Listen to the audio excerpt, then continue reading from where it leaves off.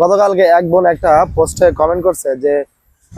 যদি কোনো ব্যক্তি ইন্ডিভিজুয়াল পার্সন ভুল করে থাকে তাহলে তাকে শাস্তি দেওয়া যায়, আইনের আওতায় আনা যায়। যদি আইনি ভুল করে থাকে, দেশ যারা পরিচালনা করে তারা যদি আসলে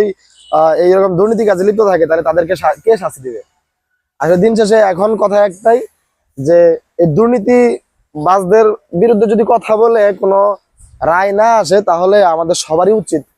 যারা মুসলমান তাদেরকে বলতেছি, যে সবাই তাহাজ্জুদ নামাজ পড়ে তাদের জন্য এমন ভাবে দোয়া করেন, বদদোয়া দেন, যেন তাদের মানে ইহকালে যেন তারা পরকালের সেই জাহান্নামের যে বিষয়টা, আযাবটা ভোগ করে যেতে পারে। আবার আরেকটা বিষয় হচ্ছে, তাদের যে সন্তানরা আছে, ছেলে আছে, মেয়ে আছে, তারা যেন আসলে এমন ভাবে পঙ্গু হয়ে যায়, এমন ভাবে প্রতিবন্ধী হয়ে যায়, মানে বিষয় যেন মানুষ বুঝে যে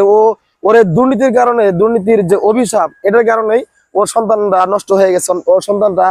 অকেজো হয়ে গেছে। এবং ওই যে ব্যক্তিটা দুর্নীতির সাথে লিপ্ত, যে ব্যক্তিটা এই ঘুষ দুর্নীতি বা এই যে প্রশ্ন ফাঁস এইসব কাজের সাথে লিপ্ত, তারা যেন একদম চিরতরে শেষ হয়ে যায়, সবার সামনে যেন তারা একদম উন্মোচন হয়ে যায় যে তাদের এই অভিশাপের কারণেই তাদের আজকে এই অবস্থা।